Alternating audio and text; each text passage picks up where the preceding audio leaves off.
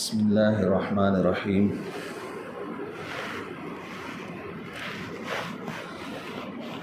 الحمد للہ الذی انزل القرآن ھدی للناس والصلاة والسلام علی شمس الہدایۃ والیقین۔ اما بعد، اعوذ باللہ من الشیطان الرجیم۔ بسم اللہ الرحمن الرحیم۔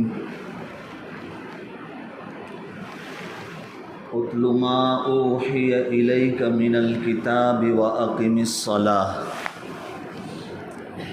ان الصلاۃ تنہی عن الفحشاء والمنکر ولذکر اللہ اکبر واللہ یعلم ما تصنعون۔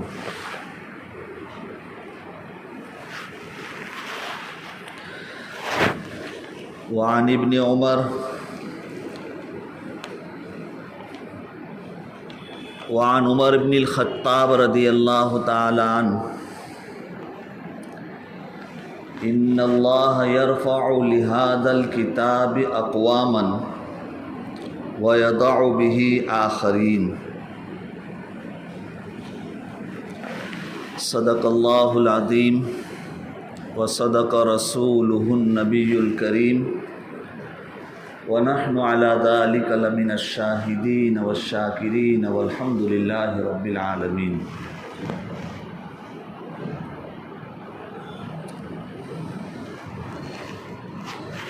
محترم بزرگوں،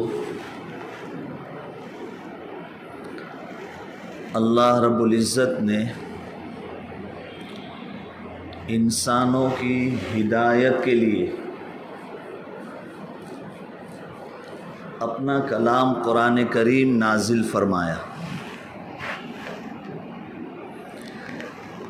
یہ قرآن اللہ کا کلام ہے۔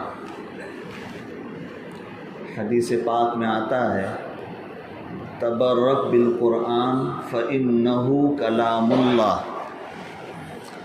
قرآن سے برکت حاصل کرو اس لیے کہ وہ اللہ کا کلام ہے، اللہ نے خود پڑھا ہے۔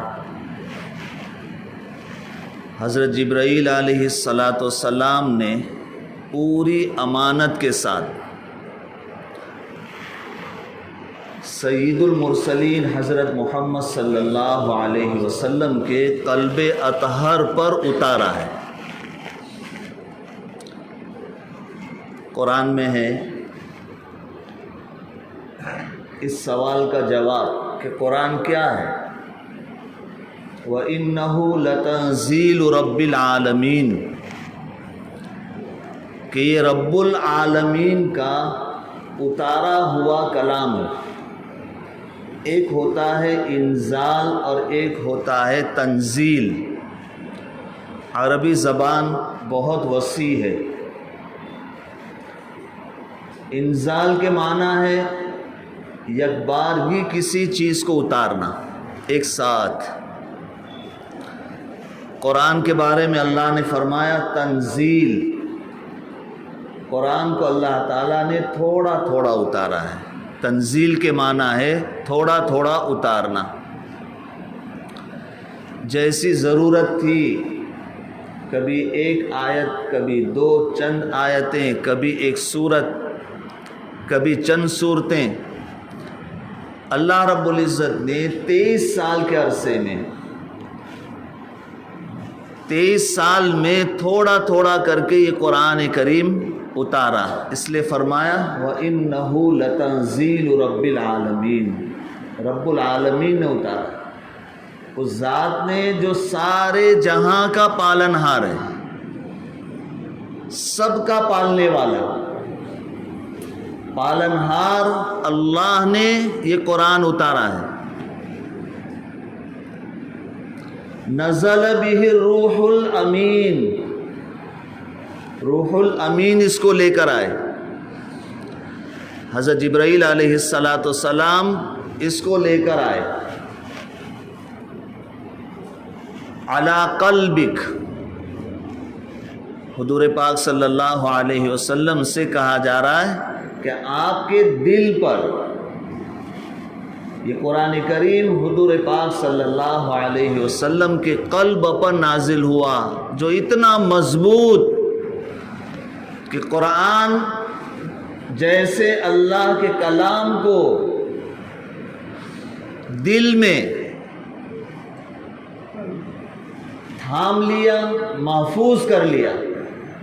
ورنہ قرآن کے بارے میں اللہ تعالیٰ فرماتے ہیں لو انزلنا هذا القرآن على جبل لرأيته خاشعا متصدعا من خشية اللہ، کہ پہاڑ پر اگر یہ قرآن اترتا، ہم اگر اس قرآن کو پہاڑ پر اتارتے تو پہاڑ ریزہ ریزہ ہو جاتا، پہاڑ چورا چورا ہو جاتا۔ یہ اللہ کا کلام ہے۔ اللہ تعالیٰ نے جبرائیل امین کے ذریعے سے حضور پاک صلی اللہ علیہ وسلم کے قلب اطہر پر نازل فرمایا۔ اور قرآن سے پوچھیں کہ قرآن کیا ہے؟ سورہ بقرہ کے شروع میں اللہ تعالیٰ فرماتے ہیں ذالک الکتاب لا ریب فیہ، یہ وہ کتاب ہے جس میں کوئی شبہ، کوئی شک نہیں، کوئی ڈاؤٹ نہیں، ایک دم ہر بات اس کی حقیقت ہے، اس میں ذرا برابر کوئی شائبہ، کوئی شبہ، کوئی ریب، کوئی ڈاؤٹ کچھ بھی نہیں۔ لا ریب فیہ، بڑے سے بڑا آتھر ہو، مصنف ہو،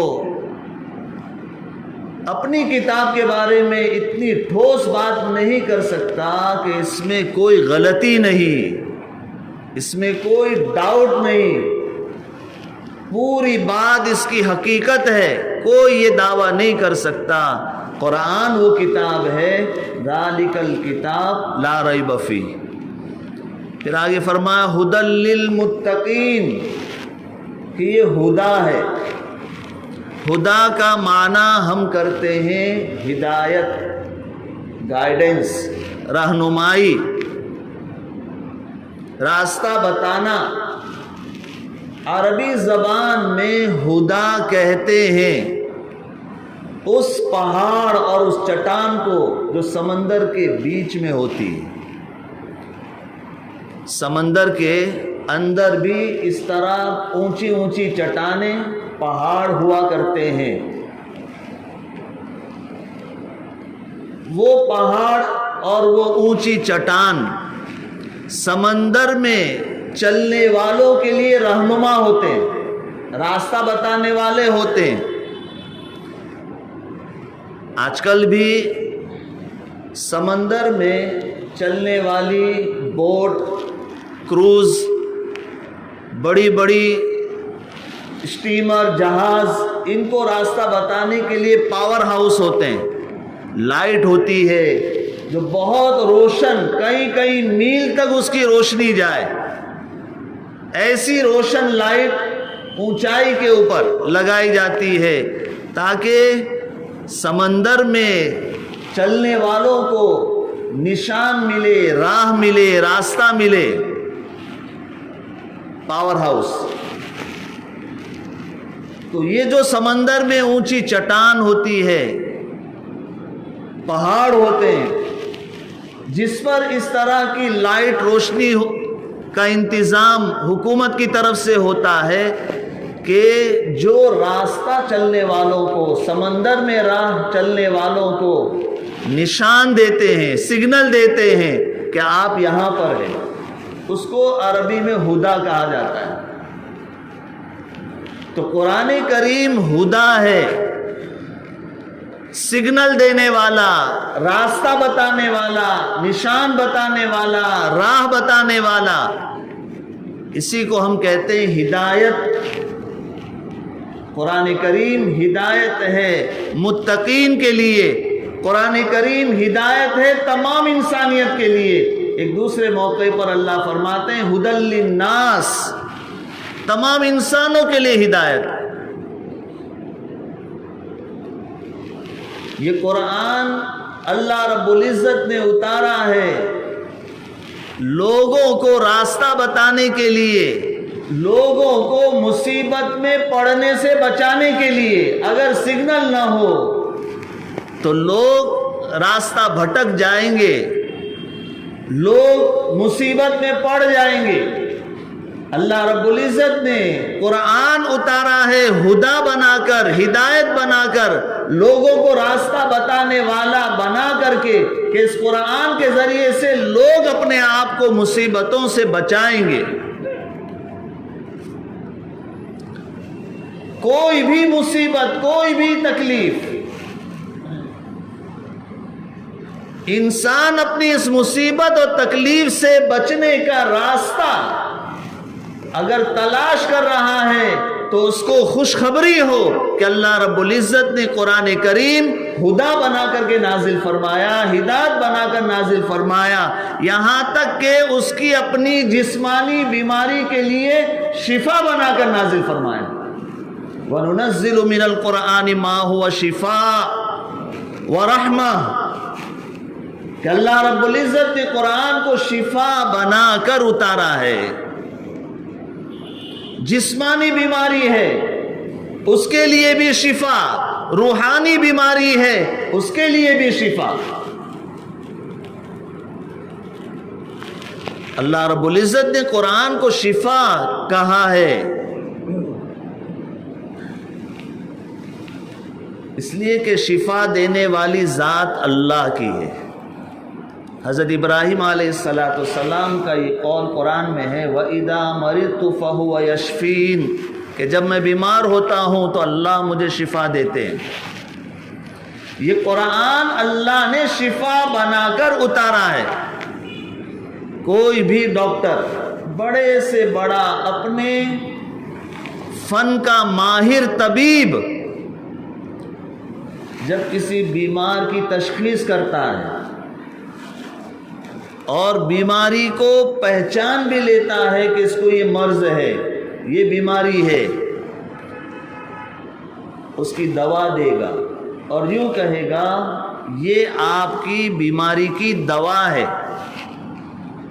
کوئی بھی یہ نہیں کہے گا کہ یہ مجھے آپ کو شفا دینا ہے، یہ آپ کی بیماری کی شفا ہے، کوئی نہیں کہے گا، چاہے کتنا بڑا ڈاکٹر ہو، وہ کہے گا یہ دوا ہے۔ اگر کوئی دھارمک ہے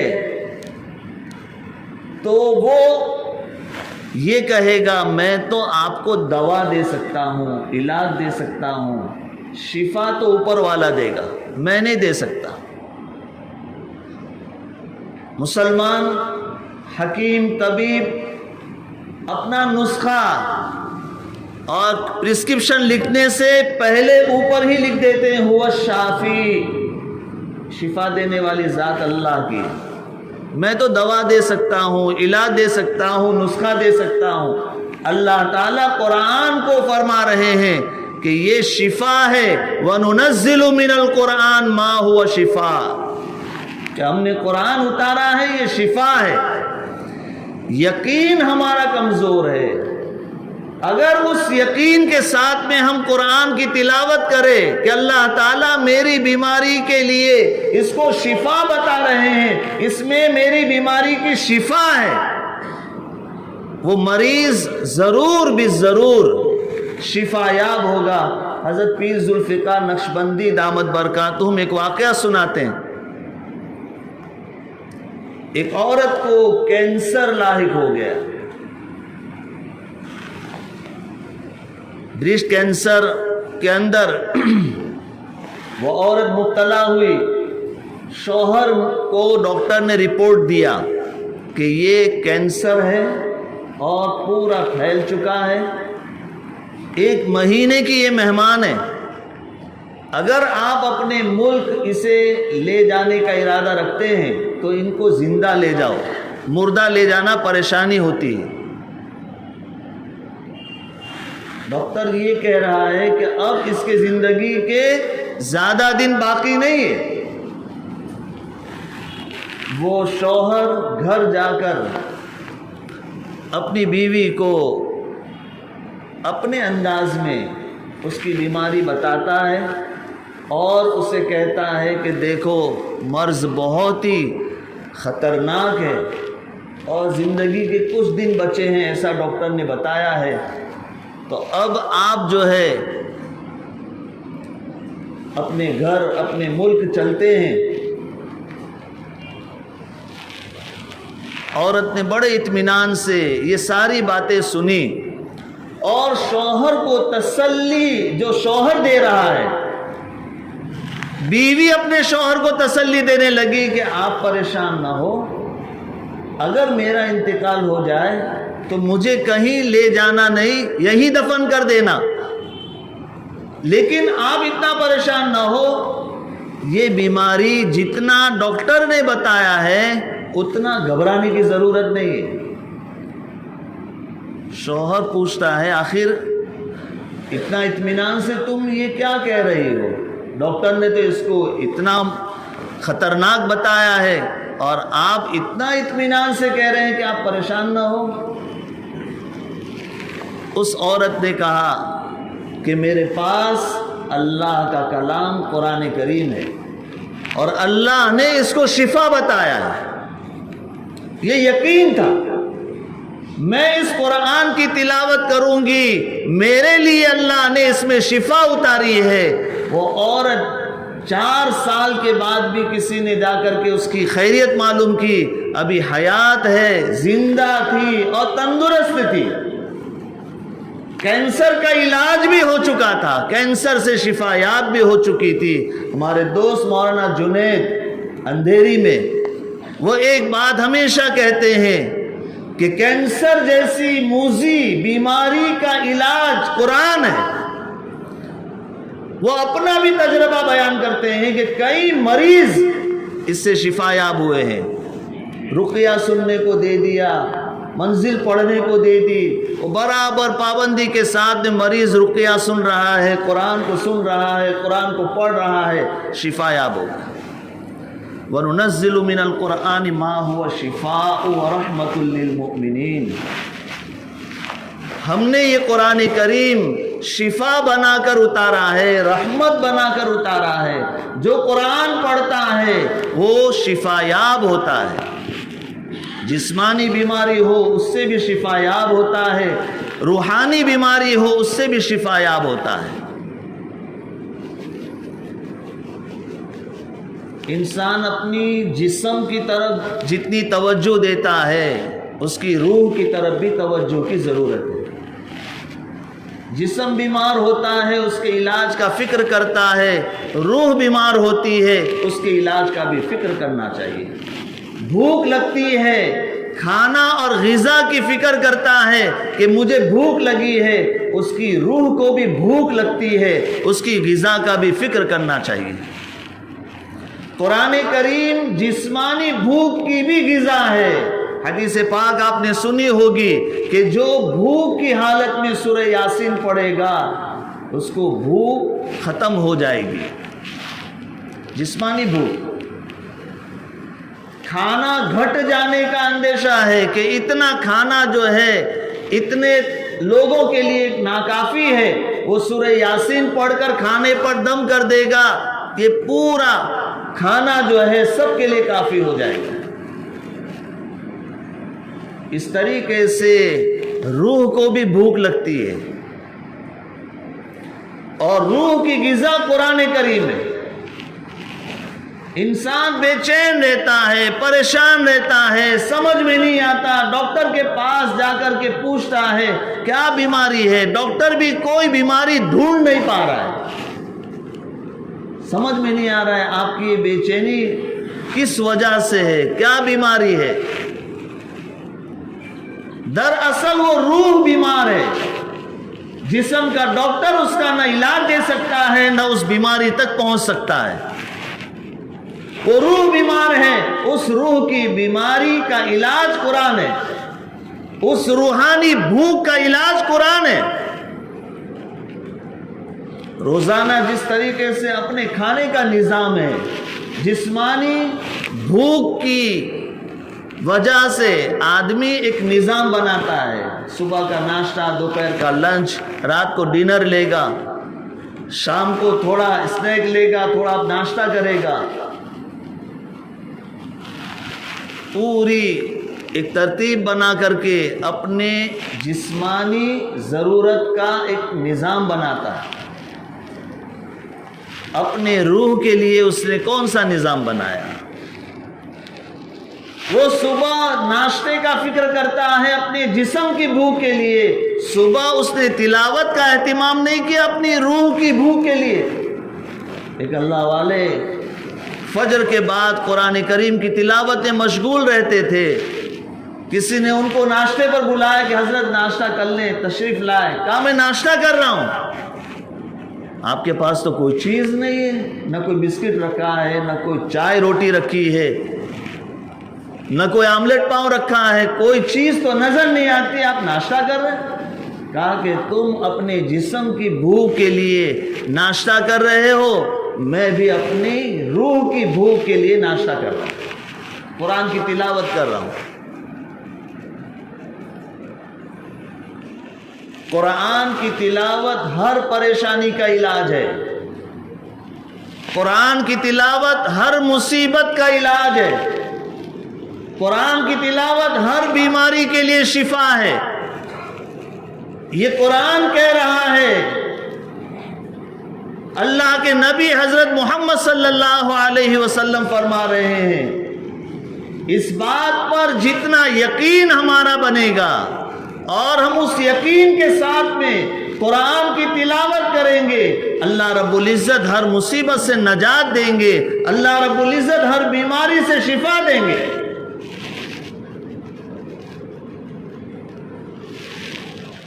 مولانا صاحب سر دکھ رہا ہے، دم کر دو. مولانا صاحب کیا پڑھ کر دم کرتے ہیں؟ قرآن پڑھ کر دم کرتے ہیں. کئی دنوں سے بخار ہے، بخار جاتا نہیں، پانی پڑھ کر دم کر کے دیجئے. کیا پڑھ کر دم کیا جاتا ہے؟ قرآن پڑھ کر دم کیا جاتا ہے.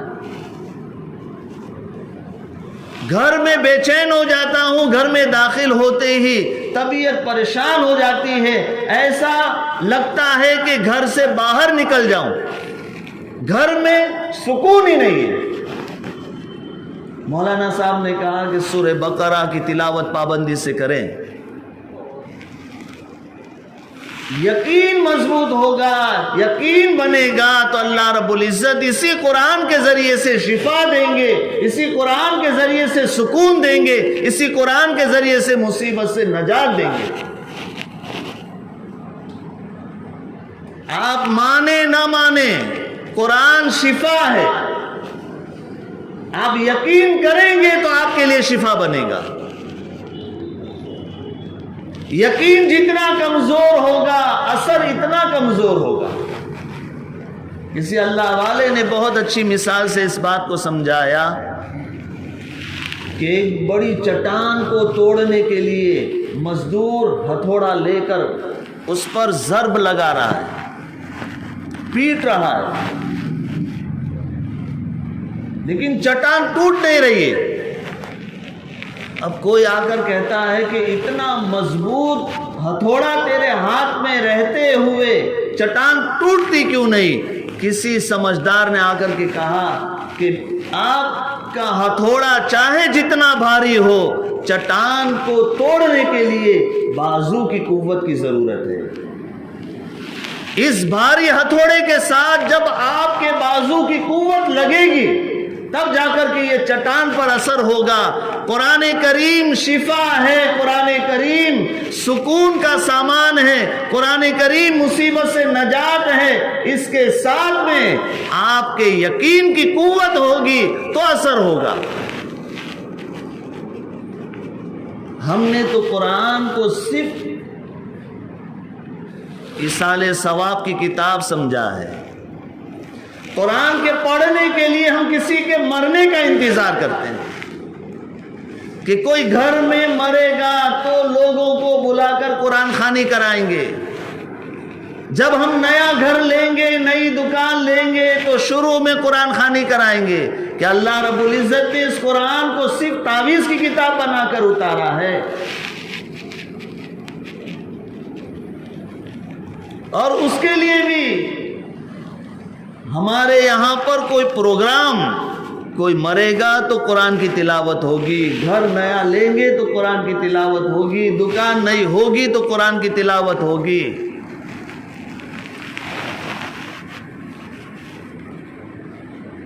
ہم میں اور برادران وطن میں فرق کیا ہے؟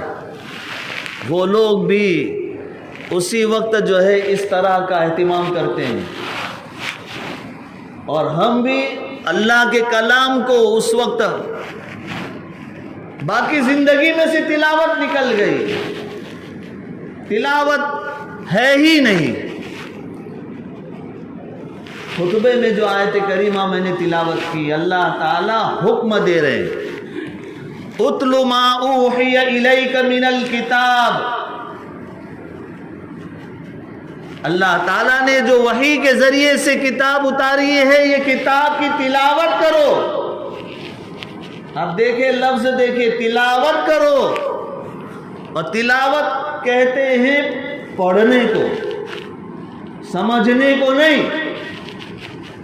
سمجھنا، اس کے معانی میں غور کرنا، اس بارے میں قرآن کریم کی مستقل آیتیں ہیں، احادیث مبارکہ میں مستقل فضائل ہیں، لیکن تلاوت یہ بھی برکتوں سے خالی نہیں ہے۔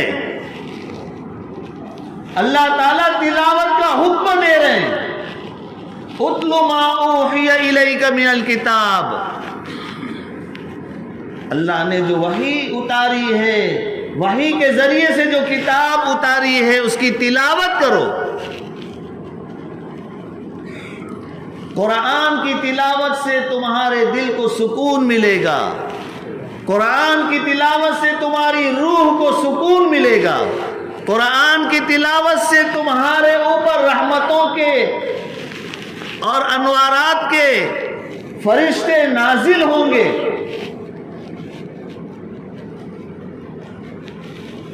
صحابہ کرام قرآن کریم کی خوب تلاوت کرتے تھے، خوب تلاوت کرتے تھے۔ مدینہ منورہ میں رات کو تہجد کے وقت میں اگر کوئی گلی سے گزرتا ہے تو گھروں میں سے قرآن کی تلاوت کی ایسی آواز آتی ہے جیسے شہد کے چھتے کے پاس مکھیوں کے بھنبھنانے کی آواز آتی ہے، ہر گھر سے قرآن کی تلاوت کی آواز۔ ایک صحابی اللہ کے رسول صلی اللہ علیہ وسلم کے پاس آ کر کے واقعہ سناتے ہیں کہ رات کو میں نماز میں قرآن پڑھ رہا تھا، میری آواز بلند ہوتی، گھوڑا بھدک رہا تھا، تو میں اپنی آواز کو پست کر دیتا،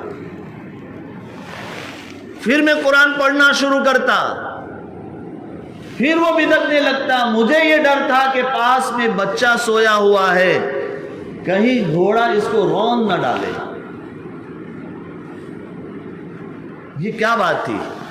اللہ کے رسول حضرت محمد صلی اللہ علیہ وسلم نے اس صحابی کو بتایا کہ جب آپ قرآن پڑھ رہے تھے، اس قرآن کے پڑھنے پر اللہ کے فرشتوں کا نزول ہو رہا تھا، وہ انوارات، وہ روشنی کی طرح آسمان سے اتر رہے تھے، تمہارا گھوڑا یہ منظر دیکھ رہا تھا، اس کو دیکھ کر کے گھوڑا بھدک رہا تھا۔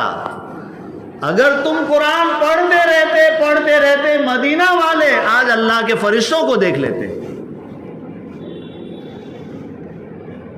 حدیث پاک میں ہے، فضائل قرآن میں حضرت شیخ الحدیث رحمۃ اللہ علیہ نے اس کو نقل کیا ہے کہ جس گھر میں لوگ جمع ہو کر کے قرآن کی تلاوت کرتے ہیں تو اللہ کے فرشتے اس گھر کو گھیر لیتے ہیں۔ ایک بات میں سمجھا دوں، قرآن کے ہر حرف کے اوپر فرشتے ہیں۔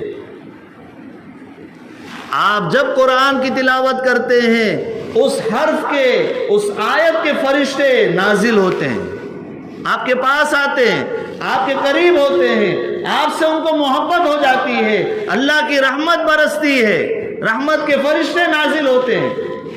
قرآن کی ہر آیت، ہر حرف کے اوپر فرشتے مقرر ہے۔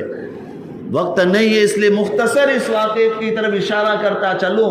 حضرت شیخ الحدیث رحمۃ اللہ علیہ نے واقعہ لکھا ہے کلی کا، کہ وہ کلی جو ہے سامان اٹھا کر کے چلتے تھے، ایک صاحب جو ہے کلی کو اپنا سامان دے کر کے اپنی منزل چلنے لگے، ایک جگہ جنگل میں پہنچ کر کے اس کلی نے اس پر حملہ کر دیا کہ جو کچھ بھی تمہارے پاس ہے وہ مجھے دے دو اور میں تمہیں مار ڈالوں گا۔ انہوں نے کہا بھی مار مت، جو کچھ سامان ہے میں تجھے دے دیتا ہوں، لیکن اس کا اصرار تھا کہ نہیں میں تجھے پہلے ماروں گا پھر سامان لوں گا۔ انہوں نے کہا مجھے 2 رکعت نماز پڑھنے کا وقت دو، اور وہ نماز پڑھ رہے ہیں، نماز کے درمیان میں ہی ان کو ایک آگ کا شعلہ بھڑکتا نظر آیا اور وہ ڈاکو گرا، مر گیا۔ نماز پوری ہونے کے بعد میں دیکھا تو ایک گھوڑ سوار ہے، اس نے اس کو لٹیرے کو مار ڈالا۔ پوچھا تم کون ہو؟ تو انہوں نے جواب دیا تھا امن یجیب المضطر کا غلام ہوں۔ وہ فرشتہ تھا، اس آیت کے بارے میں کہہ رہا ہے کہ میں اس کا غلام ہوں، وہ اس آیت کا فرشتہ تھا۔ ہر آیت کے اوپر، قرآن کے ہر حرف کے اوپر فرشتے ہیں۔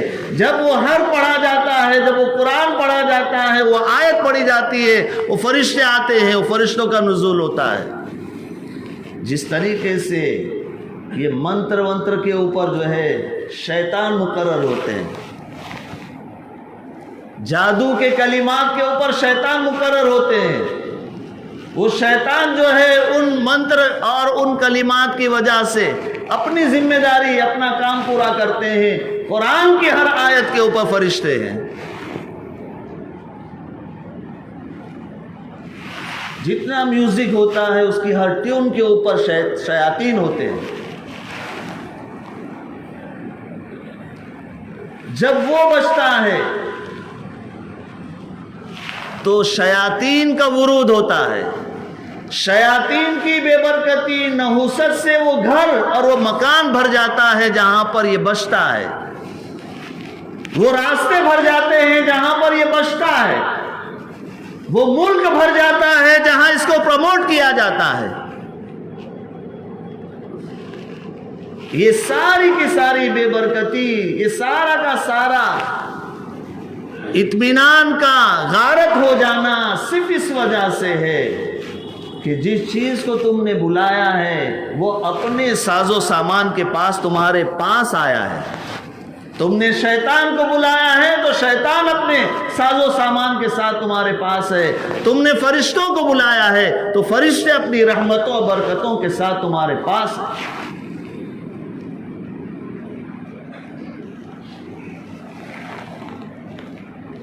کچھ بیمار آپ نے ایسے دیکھے ہوں گے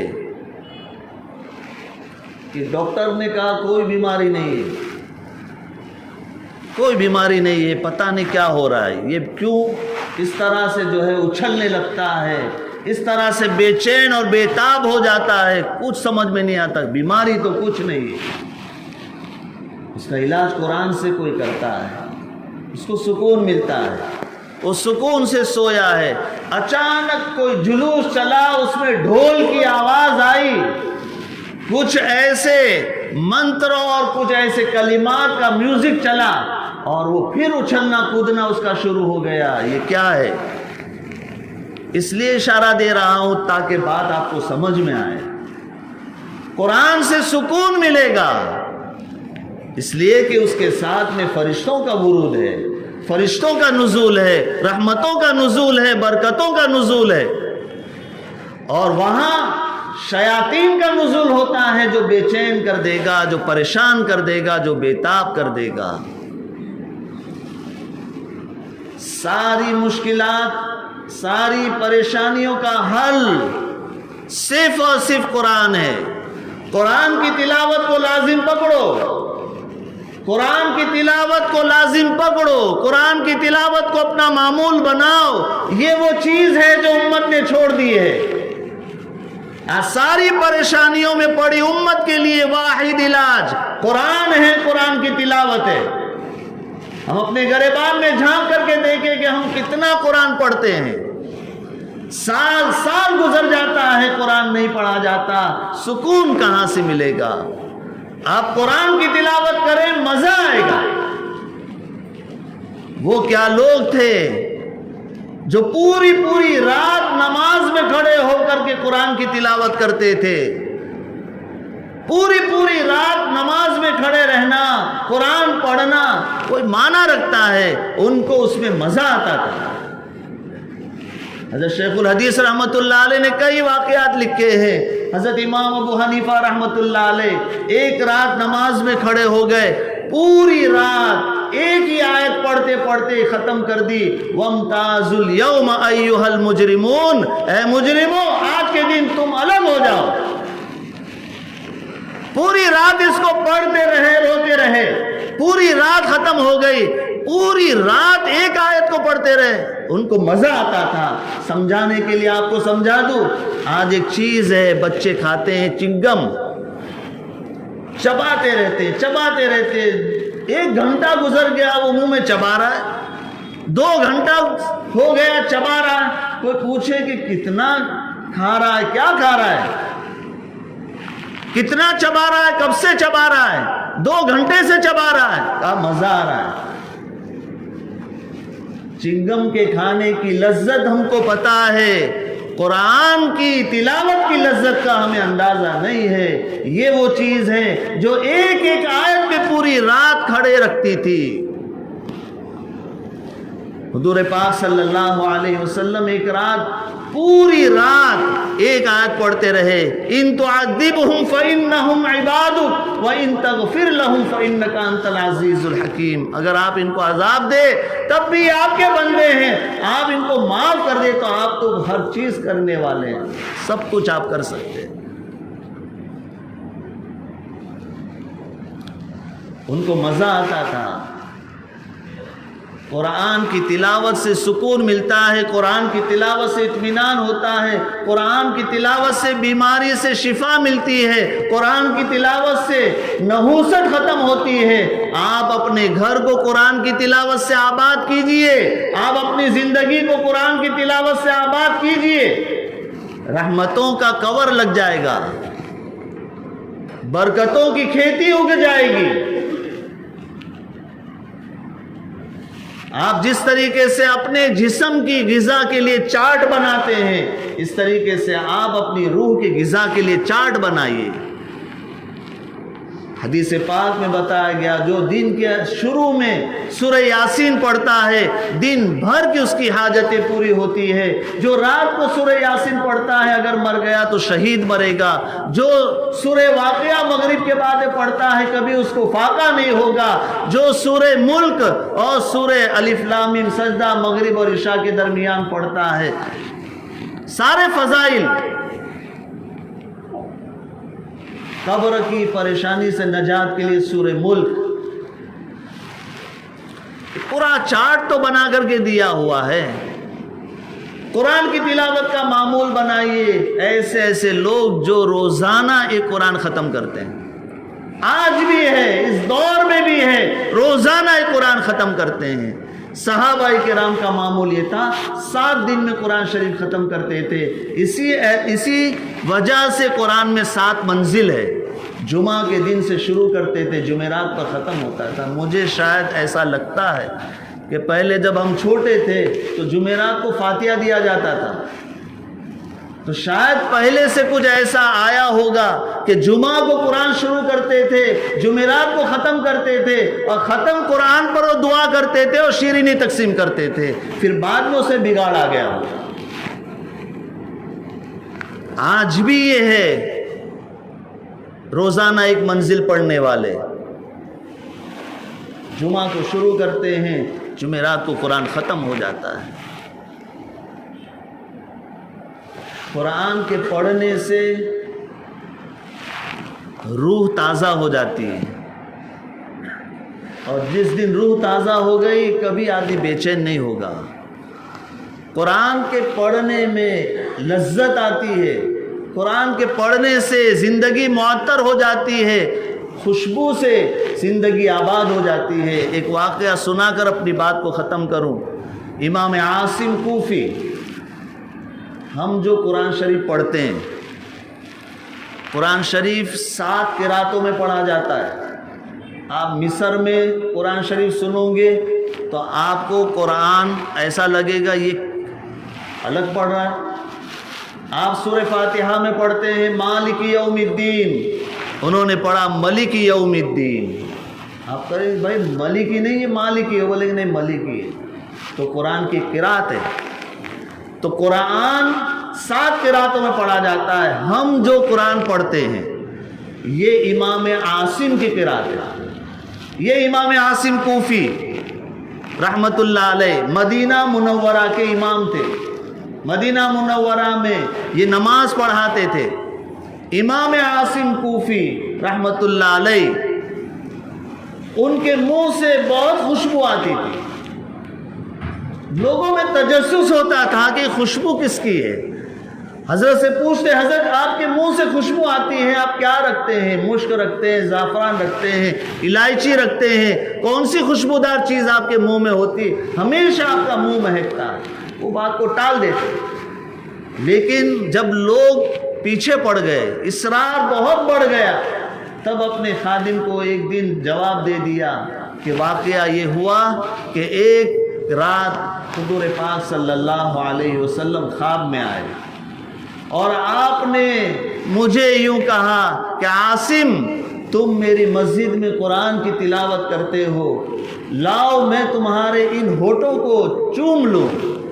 جب سے اللہ کے رسول حضرت محمد صلی اللہ علیہ وسلم نے مجھے بوسہ دیا ہے، میرے منہ کو چوما ہے، تب سے یہ خوشبو ہے اور یہ خوشبو ہمیشہ رہتی ہے۔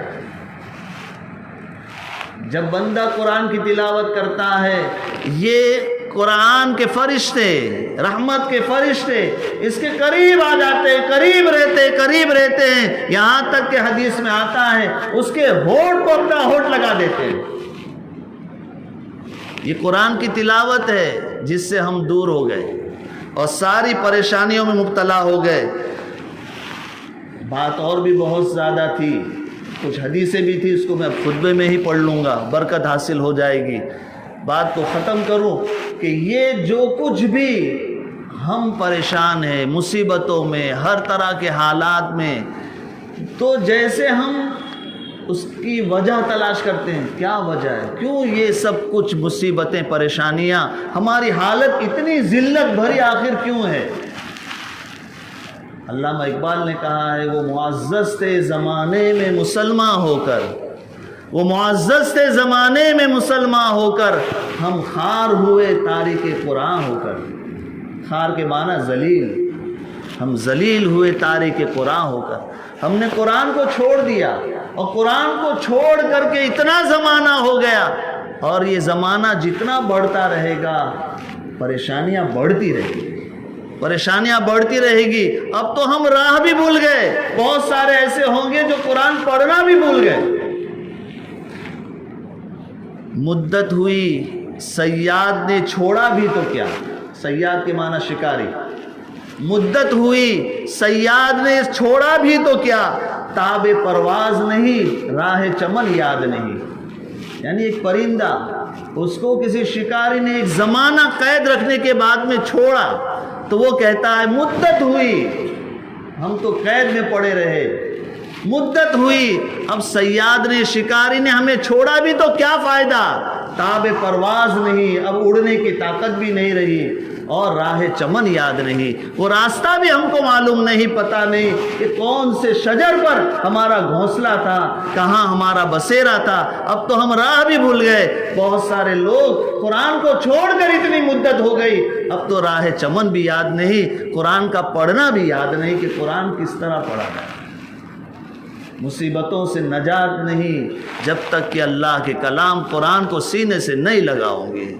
عزت ملے گی قرآن سے ملے گی، شفا ملے گی قرآن سے ملے گی، سکون ملے گا قرآن سے ملے گا، راستہ ملے گا قرآن سے ملے گا۔ اللہ تعالیٰ قرآن کریم کی تلاوت کی توفیق عطا فرمائے اور خوب قرآن کریم سے اپنے گھروں کو آباد کرنے کی ہمیں نیک توفیق عطا فرمائے، بچوں کو قرآن کریم کی تعلیم اور قرآن کریم کی تلاوت کی تلقین کا ہمیں شوق عطا فرمائے، ہمارے گھروں سے بھی قرآن کریم کی تلاوت کا وہی شور سنائی دے جو صحابہ کرام کے زمانے میں مدینہ کی گلیوں میں چلتے ہوئے ہر گھر سے سنائی دیتا تھا۔ اللہ عمل کی توفیق عطا فرمائے۔ وآخر دعوانا الحمدللہ رب العالمین۔